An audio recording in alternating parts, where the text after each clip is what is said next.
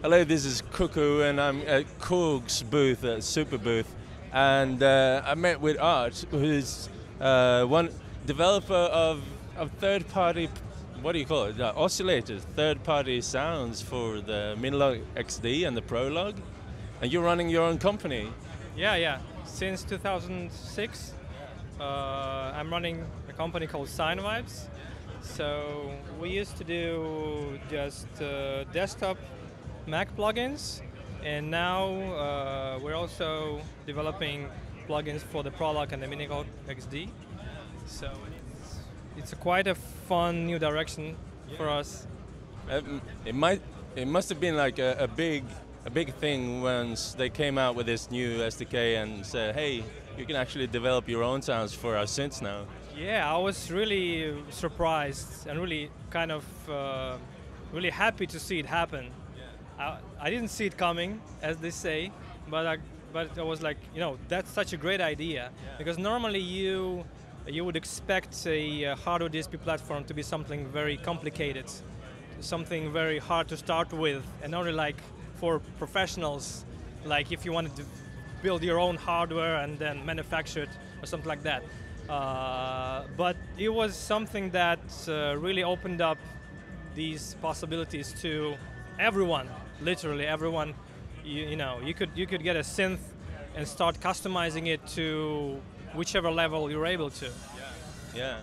And let's get into it a little bit in a little bit, but generally speaking, how much is laid out in Korg's SDK for you? Is there like stuff that you can just use that is already there, or do you need to write everything from scratch?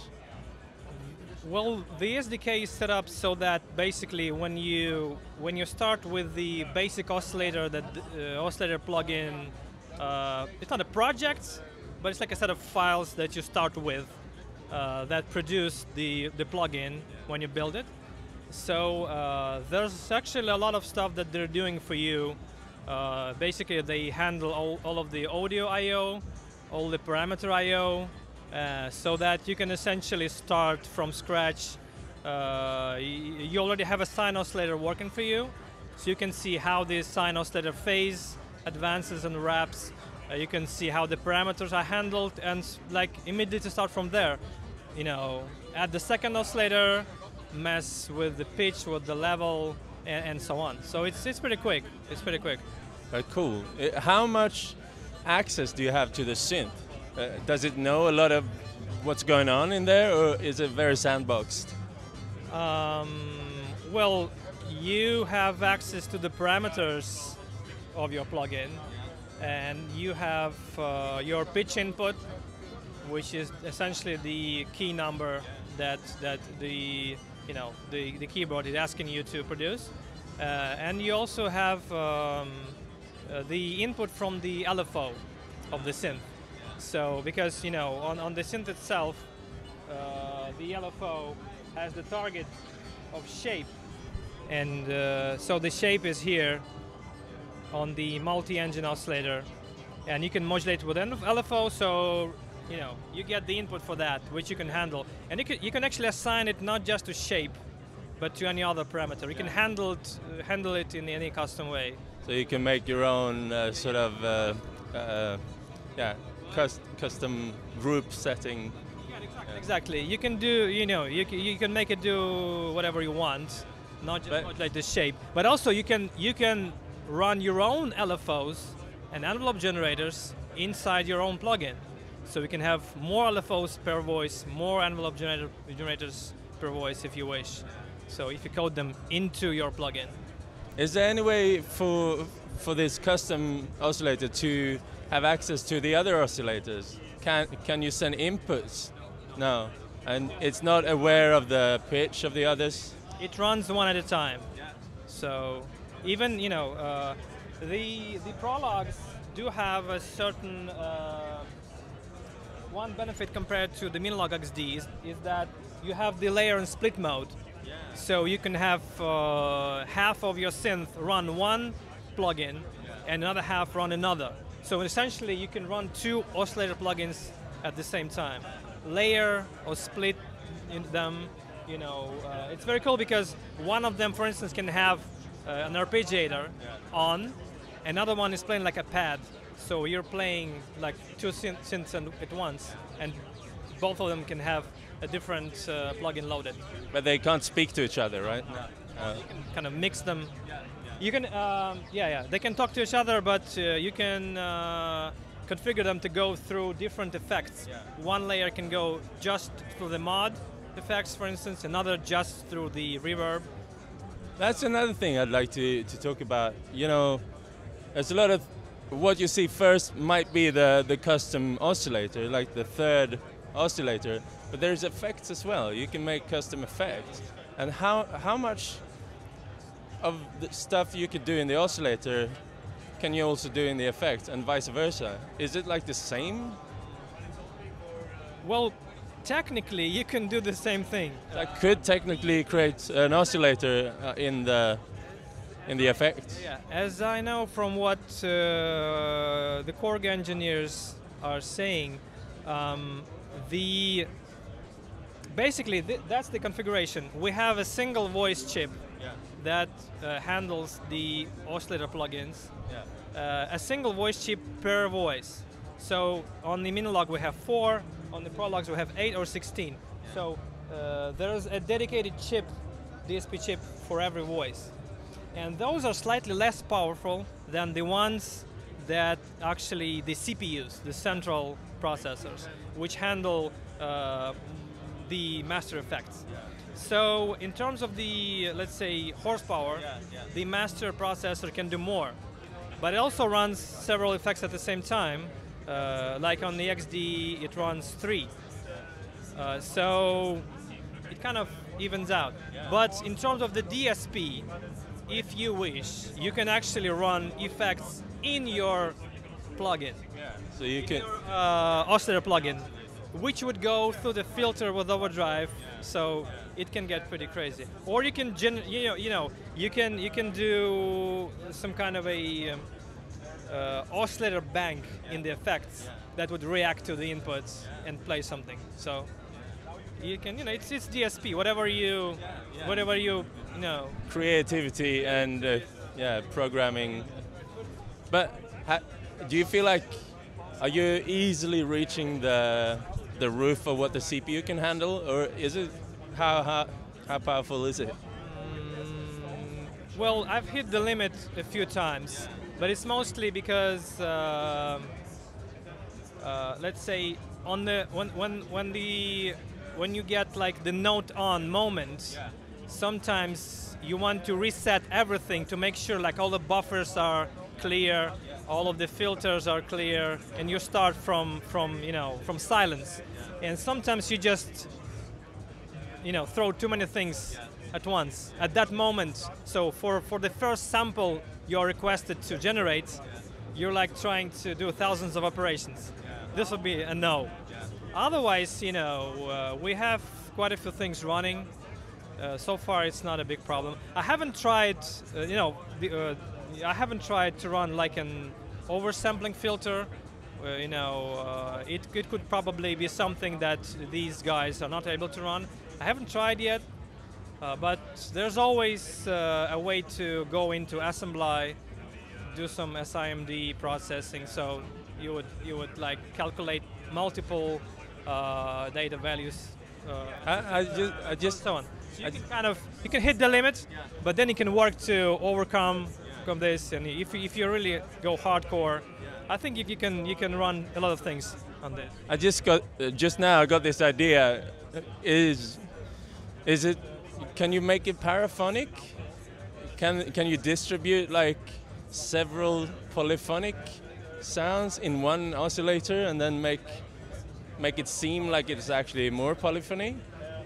Yes, it wouldn't be paraphonic in the sense that you only get a single pitch input. Oh, okay, I see. That's the thing.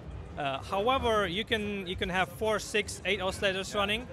Each one of them can have their own envelope and LFO. You can kind of crossfade them, blend them, so it can sound as if it's like a chord, and it's kind of morphing between the notes.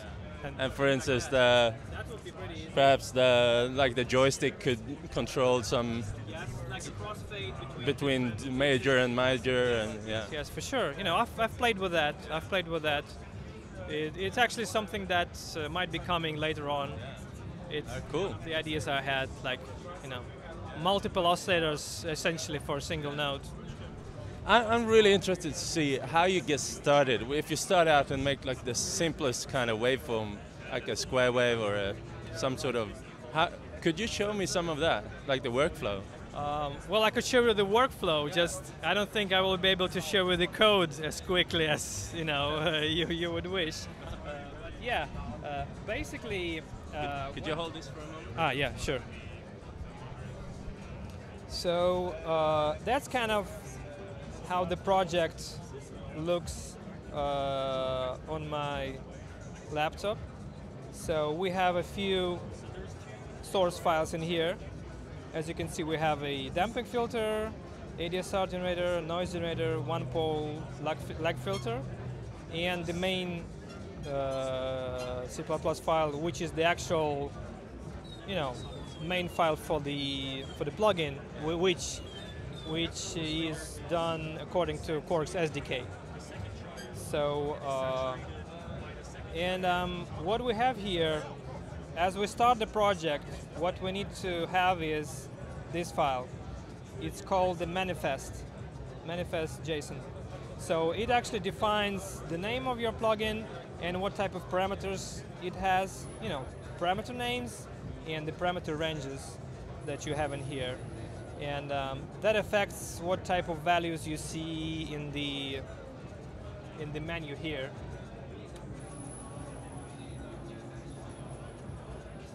Like, noise type, resonance type, EG amount, EG attack. That's exactly the stuff that you're seeing in the code. Yeah. The code I'm showing you is the source code for the tube oscillator that we're about to release. Yeah, cool. Yeah, so, and next goes your main C++ file, which is actually what Korg supplies to you. Yeah, yeah. So as you can see, it includes the user oscillator API, and we start by creating instances of various C++ classes that we want to use to build the plugin. It's a more complicated one, so it has a few lag filters to smoothen the parameters. Yeah. So when you rotate the knobs, there is no zipper noise. Yeah. Yeah. There's the noise generator, the envelope generator, and so forth. Then we also define our delay buffer, which I use for the comb filter. Do you need to invent the comb filter yourself, or is there like you don't need to invent it. I mean, if you do invent it, it's gonna be the same as everyone else's. Yeah. It's not like I've taken the source code from anyone else. It's that it's a fairly standard procedure to build a delay line. There's no block inside the SDK that gives you this. Pretty much, I'm actually not using any blocks from the SDK in my plugins. Yeah. Just to make sure that the stuff that I develop is, as original as possible. Yeah. So we initialize our parameters over here, and then that's the main callback that you have, this one. Yeah. Oscillator cycle. That's where you receive your parameters. That's where you get your output buffer pointer, and you get the number of frames or samples in your buffer. So, and you go from there, basically. Yeah. You get your parameters, you apply the lag filters to smoothen them out. It's not something you have to do. Yeah. It's something that you have to do if you're releasing a commercial plugin that needs to sound nice and be pleasant in operation. So, but otherwise, there's a reset call that you use to set your values to, reset the envelope, reset the LFO phase, and so on. And finally, there's your main loop, which goes through your through the output buffer and sends values into it. And it can be anything. basically, you know, the fastest starting point possible is just produce a random value between 0 and 1 for the whole buffer, and you get white noise. And it's already like... What rate is it? Just every sample. It's actually it's 48. Oh, okay. It's 48 kilohertz. I believe it's 16 bit, might be 12. I don't know, but it's 48 kilohertz. You operate in 22 bits internally. So, and that's basically, you know, the quick intro. Finally, Korg supplies you with the make file, which actually has all of the build instructions for the compiler, and it produces the Prologue unit or Minilogue unit plugin file in the end. So, and you use the terminal, you know, finally there's the magic one. You hit make, or you clean the project, you make, and it's built it. So, and it's like a split second. It's very quick. And then that file you can just and you get this file. You can just drag it into the user oscillators section of the librarian, and that's it. For this is the tube one, right? For this one, how many lines of code did you spend on this? Well, you know, since there's a lot of stuff that I've already had developed over the years. You know, I had the envelope generator, the noise generator was more or less ready, the resonator itself, the delay line as well. So there were some optimizations that I had to do, but actually I would have to count. Maybe about 1,000 lines of code. But it's, you know, there's a lot of stuff in there. You don't have to write 1,000 lines of code to actually have your own oscillator. You know, if you just wanna, you know, Korg actually supplies a few functions to generate a saw wave, a square wave, a sine wave. So that's like a single function. And since the plugin template that they ship to you already has a single oscillator running, you can replace the sinus function with the saw function or the square, and that's, you already have 3 different waveforms. You create a second oscillator instance and run a second oscillator, mix square with saw, then multiply the phase increment for the saw. You multiply it by 2, and you have it an octave above. And that's it. That's like 5 lines of code. So you can start with 3, 4, 5 lines of code, and that's kind of like, that's gonna, you know, that's already going to be quite a nice start for you. Because the excitement of having something that you built running on this thing is like, woo, that's so cool. And it's on hardware. It's running there on the hardware keyboard. You can take it with you in your gig. Just take these, you know, little steps to run. Just make a noise oscillator or mix a couple, you know, saw or square oscillators that Korg gives you, and you'll be hooked. That's super cool. Thank you for showing me like the workflow, and I hope you get like a good understanding of what goes into it. And there is a little kicker here. All of this work that you do for the Minilogue or for the Prologue can also be used on this tiny platform over there, can't it? Check this out. It will definitely, yes, sure. So what Korg has just introduced is very similar to what you might have seen a year ago when the SDK board for the Prologue was introduced. But it's a more customer-friendly version of it, and a slightly more capable one as well. So what it is basically is a little, it's basically like the digital engine of the Prologue and the Minilogue, available in this little box in here. So the oscillator and effect plugins that you're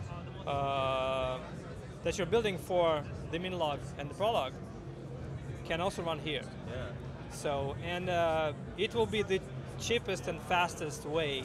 Have they announced the price for this? I'm not sure, honestly. I don't know. Yeah, but it's definitely going to be cheaper than the Minilogue XD. And you, yeah, for sure. Assemble it yourself, right? Maybe yes. As I'm guessing. So this is the kit. I'm not sure if it comes in this fancy suitcase. No. Probably not. Yeah, yeah. But it may be like some kind of a special edition or something. Yeah, yeah. So yeah, and but yeah, I think you were supposed to just put it together. It's not like you have to solder it together. No, but you would just you put the board in the case, and there are some frames in here and some nuts and bolts, but it looks very cool, and it actually has a tiny speaker as well, which is quite cool, right? This one. Yeah. That's the speaker grill. So yeah, and yes, and we expect it to be, you know, if the Minilogue XD was quite a breakthrough in terms of the affordability of this platform, this is going to be like the breakthrough, in my opinion. So it's like the dream for real, like it's the digital part of the Minilogue XD, sort of, yeah. So it's not the analog. It's not like a full Minilogue. And like I mentioned before, when this goes for sale, or maybe shortly after, we plan to have a Sinevibes DSP kit for it. So it will be a collection of source files, basically containing different DSP blocks that you can get very, very quickly started with, like with a full tutorial, reference manual, and so on. So if you want to get going with like envelopes and filters and LFOs, sampled hold, noise generators, it's gonna be there for you to just kind of configure in a couple lines of code. Yeah, so keep an eye on your webpage and your social media. Sinevibes, right? Sinevibes, yes. .com? Yes, sinevibes.com. Cool. Well, thank you so much for your time. I really enjoyed this. Yeah, this is like, it's Korg taking it to a different level. I really like this.